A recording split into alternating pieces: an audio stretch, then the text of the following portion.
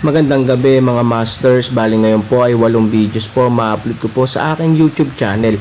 Tama nga mga masters, 8 videos nga po ma-upload ko. Yon, what's up mga masters? Nandito na naman tayo sa panibagong araw, panibagong kabanata na naman ang pagsasama-samahan natin ngayon guys.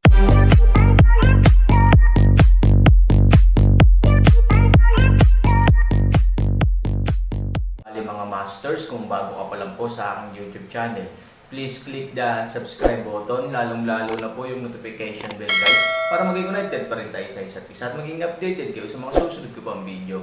Bali mga masters, bago natin umpisahan ng kwento ay mag-shoutout po muna tayo para sa mga solid nating tagapakinig. Shoutout kay Danilo Wamar, shoutout kay Jerry Glino. Yun na nga mga masters, no? Bali hindi na ito patagalin. In 3, 2, 1, let's go!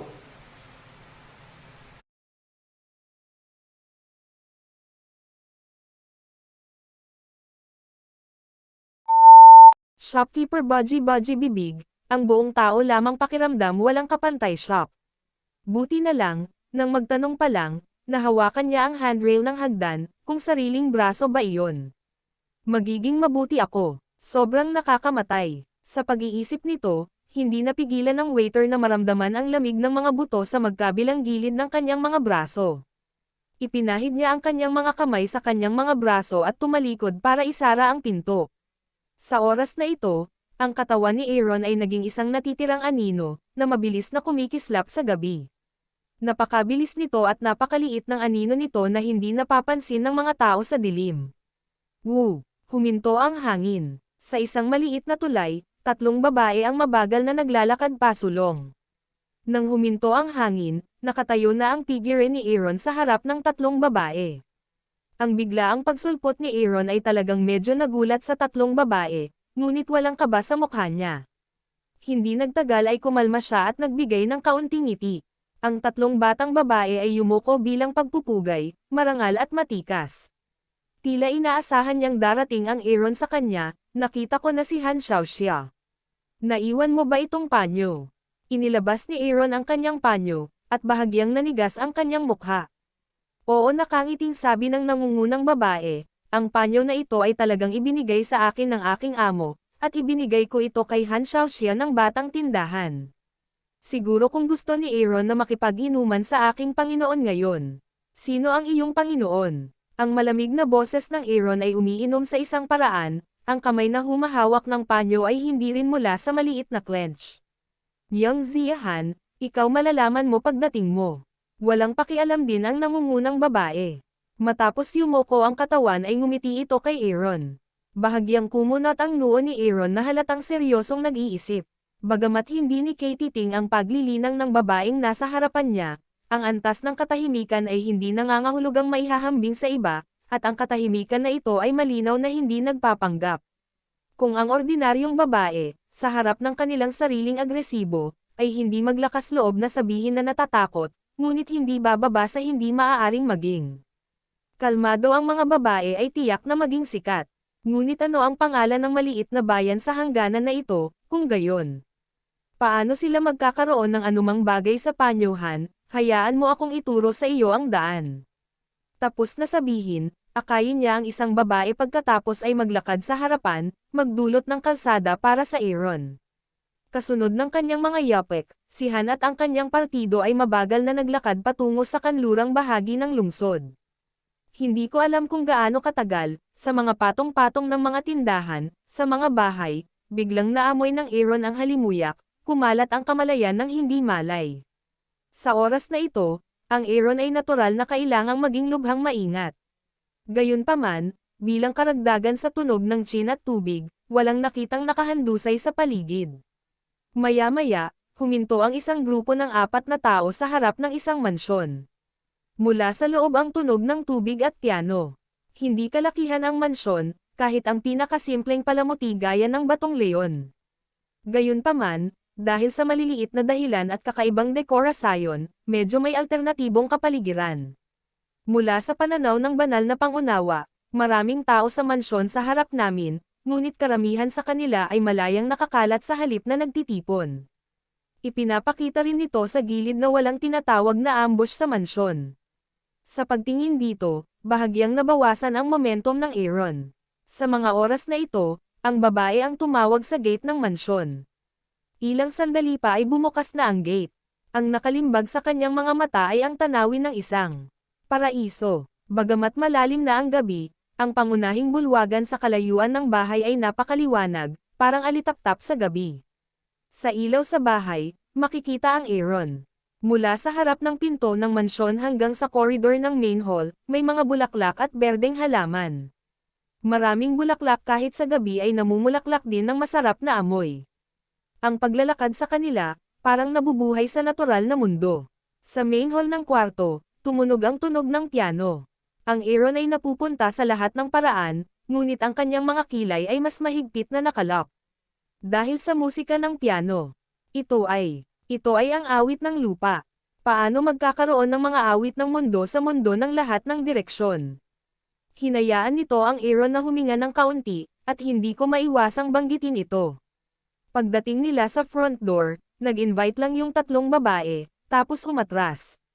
Tulad ng nakikita mo, ang pangunahing bulwagan ay pinalamutian ng napakaganda. Maraming puting kurtina ang nakasabit sa lahat ng dako. Kasabay ng ethereal na tunog ng sitar, lubos na hindi inaasahan na mayroong kakaiba at Kat-Anji tanging mansyon sa katutubong bahay na ito. Umupo si Aaron sa guest seat na matagal nang inayos. Sa harap niya ay may tea table na gawa sa mahogany, na may dalang alak at isang fruit plate. Sa itaas ng guest table, sa main seat, dahan-daang naiyuyugyug ng dalawang kasambahay ang mga fan ng palad.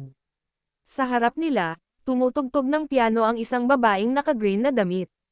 Ang tunog ng chin ay madilim at maganda. Kahit na ang Aaron ay bahagyang lasing. Ngunit sa sumunod na segundo, biglang nagising si Aaron. Bigla niyang nalaman na mayroon lamang siyang kaunting espasyo, tuluyang nawala sa sarili at nawalan ng gana.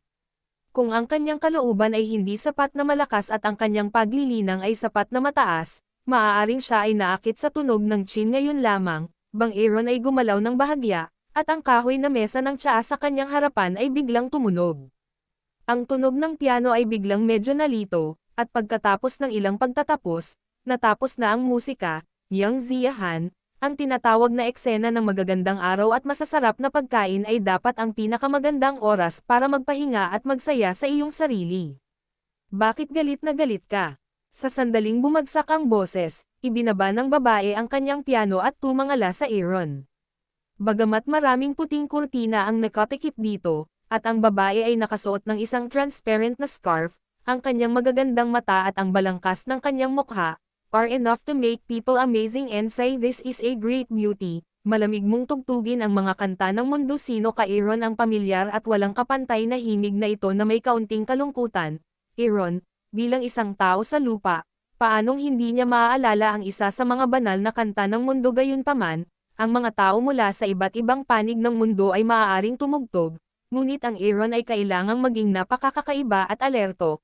Kayong mga lalaki ay naiinip. Siya ay malumanay ng umiti, dahil din ng ngiti, duling sa kalahating buwan, simpleng matamis na halos sa buhay ng tao, 3,000, nakarating ka na.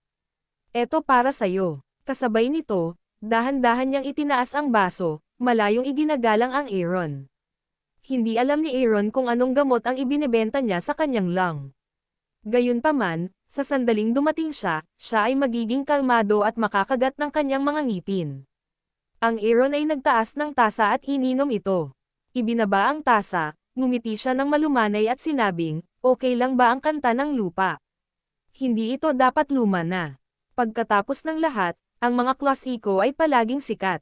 Sa tingin ko magugustuhan mo sila. Bahagyang nanlamig ang mukha ni Aaron at bahagyang nakalok ang mga kilay.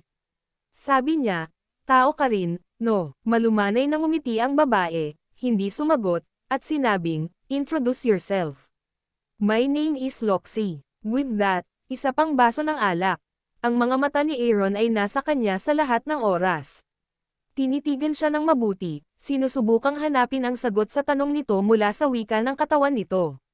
Pero itong babaeng ito mula umpisa hanggang dulo ay mahinahong ngiti, walang bahid.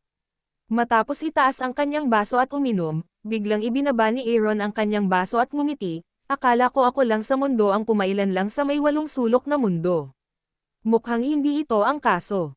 Hindi ko dapat makita ang iyong mga kapintasan mula sa aking mga mata, ngunit dama mo sila mula sa aking puso. Natural na maging mabait kapag galing ka sa ibang bansa. Tumawa si Aaron. Ngumiti si Luoshi, itinaas ang isang tasa ng alak at igalang ang Aaron. Si Han Xiaoxia ay nasa kanyang sariling kakayahan na umakyat sa mundo ng lahat ng direksyon.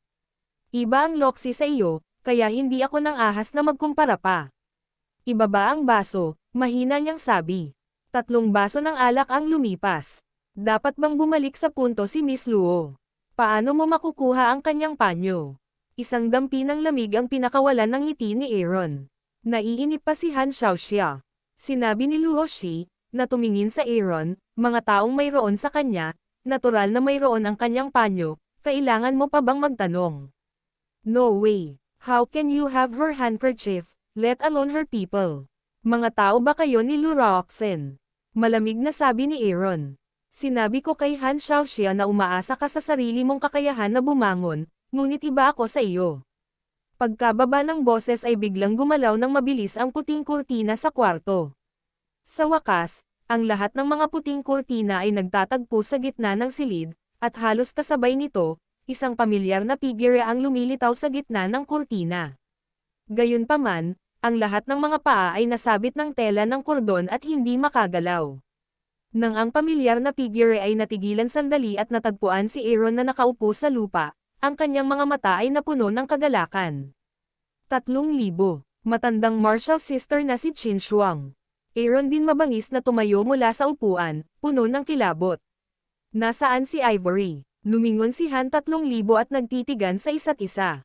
Maaaring hindi alam ng Aaron na ang pattern ng Mandarin Duck sa panyo ay si Ivory na naghihintay sa Aaron mula sa Xuanyuan World na dumating sa mundo, ngunit hindi maintindihan ng Aaron ang halimuyak.